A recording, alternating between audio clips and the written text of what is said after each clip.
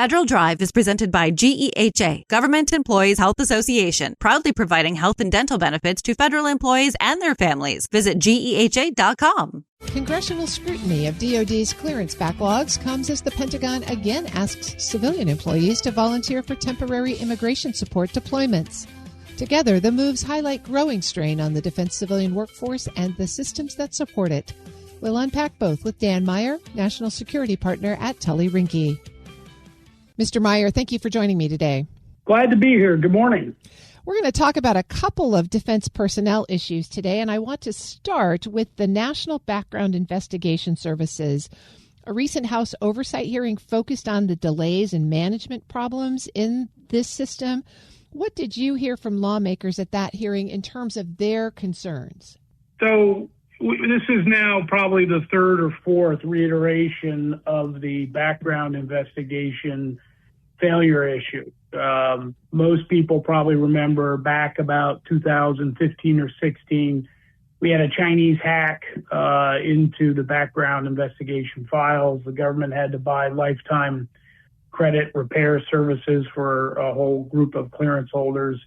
Even more important, the Chinese have those files even to this day. So they have a huge database of information, very sensitive information on our people. And there was an attempt to reform. It was decided that OPM was not up to the mission. So they moved it over to the Defense Department. And the Defense Department has struggled. They've struggled. There are 72 separate adjudication systems, I think, within the executive branch. About 23 of them are loosely organized under DOD, but even the DOD intelligence agencies are separate from that. Then, CIA is out on its own doing, its thing. So there was an attempt late in the Biden administration, it was actually implemented last year, to get everybody on the same sheet of music, now 20 years after we knew they needed to be on the same sheet of music. And now they're trying to move forward. They've had equipment failures. They've had bad technology issues. They've had a inability to keep talented senior people in leadership positions. The workforce is stressed out over there. The backlog seems to be pretty stable, but it's long. And, frankly, security officers are not all that empathetic to federal employees when it comes to the timing issue. There's 4.8 million security clearances. I think 2.2 million of those are TSSCI. And then any one time I've heard there's about 300,000 or so reviews in place. If somebody absolutely has to have a clearance, the system can figure out how to produce it. So they're not worried about the average person. And this is not a customer-based service, getting a security clearance and maintaining one. It's about the needs of the executive branch. And, for most cabinet level people, including Sec War and the team, they feel like they're getting good service. So, Congress is upset because congressional constituency, usually employees and service members and contractors, is upset. But the bottom line is the system is producing relatively well. It's catching its mistakes. It will continue to improve incrementally, and it'll continue to have setbacks. So that's generally what I was hearing out of the hearing. Well, you mentioned a number of challenges with the NBIS. It's way behind, it's significantly over cost, and it's slow. Where do you see the impacts showing up in day-to-day operations in defense, in civilian hiring, in mission execution? So it's interesting. I don't think it's showing up in actual execution because we overclassified positions after 9/11. So far more people have clearances now than really need them. We give sensitive information out to people who don't necessarily need to have it. We clear people who don't need to have it for their jobs. That's quite common, particularly in DHS, not so much in DOD. But the bottom line is that the federal government is accomplishing its mission as the president has directed that mission to be accomplished.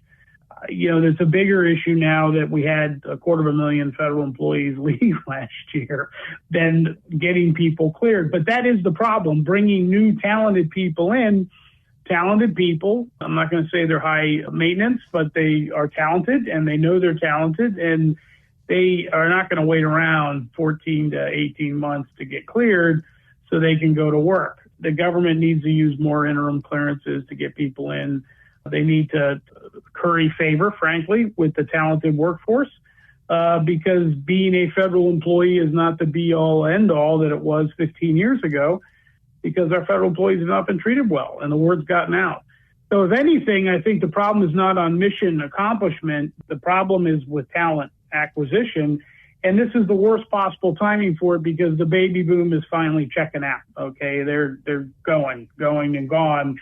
And so there's a lot of people retiring. The deferred resignation program also helps move people out.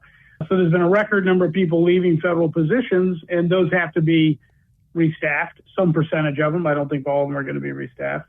And the backlog does affect that. So it's the talent acquisition I think is the government's going to hurt the most at. I'm speaking with Dan Meyer. He's National Security Partner at Tully Rinckey. Let's follow that talent thread for a minute because separately, the Pentagon has renewed requests for civilian employees to volunteer for temporary assignments supporting immigration enforcement issues. What challenges are embedded in that kind of reassignment? So this happens, and this has happened frequently before. This is not a new thing. When we had Katrina, there was a massive reassignment of people, particularly within DOD.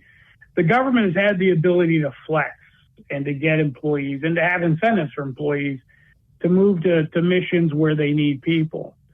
The challenge with the immigration issue, and this is what I hear from our prospective clients and our clients, is there's a concern on the part of the workforce about touching these jobs because they're not convinced they'll get pardons if any of this is illegal. Okay, so there's this open question now because of events over the past year about whether somebody will come along in 4 or 5 years and say that some of these law enforcement activities were illegal, they were a problem, and then all of a sudden there's a list generated and we're back in our January 6th mode where, let's face it, government employees were pursued because of where they were on January 6th. And it was very painful for a lot of government employees to realize that after everybody had moved on from the event, they were stuck with the lawsuits. You're even seeing some lawsuits about that. Well, the same thing is happening now with INS issues and immigration issues. Whether you're an investigator, whether you're a law enforcement, a special agent, or even admin backup, you have to be concerned that you're going to end up on a list that ends up in front of an assistant U.S. attorney in a few years, and you're going to end up being prosecuted. And I don't know that the president can sign a pardon for the entire executive branch. So unless each person gets an individual pardon, they're going to be fearful that they volunteer for these positions. It'll be held against them. And even if it's not an issue of facing criminal prosecution, it could be a security clearance review, a Guideline E issue. You had improper personal conduct because you improperly shot somebody on the street. January 6th changed the vulnerability equation for all federal employees. The minute we decided to go after the people who were up on the Hill, engaging whatever they were engaging in that civil disturbance, we had to admit to ourselves that this could happen in any number of circumstances. Well, the next circumstance up is our immigration policy. So that's the concern on the immigration side. Well, you've certainly articulated a lot of reasons why people might be concerned, but given all of the turbulence around civilian staffing in the Defense Department, some folks, and Tully Rinckey's there, have warned that voluntary deployment requests like these can feel coercive. So if you're a civilian employee in the Defense Department and you get one of these notifications, what options do you have? So you can decline, okay? And this is also not really new. We'll use DOD as an example. Under the National Security Personnel System in the Bush the Son administration, there was a move to make GS-15s in particular flexible and move them. And that was going to be a part of the National Security Personnel System. And it was painful, okay? They never implemented the full program, and then they ended up canceling it because they realized the federal workforce wasn't going to move, and they would just leave. So federal employment is not indentured servitude. You don't want to volunteer, you don't have to volunteer. What you're going to end up with, you could have a detailed reassignment. That gets harder to resist. It gets harder to implement, and it's one-on-one with those, so it'd be very difficult to move a lot of people in that way. And then if you don't, you then, though, have to take measure of the fact that you may have offended your boss, who may have had a quota on a number of people who need to move. And that will then could end up impacting your standing within the office. So then you get to what we used to call the death of 1,000 paper cuts. The boss decides that Charlie's not a team player because he didn't go to San Antonio on that immigration detail we wanted him to go on. And so then they start nitpicking on poor Charlie, and they watch whether he's 15 minutes late in the morning, and they document that. And then they watch which should have been that in the memo he just turned in.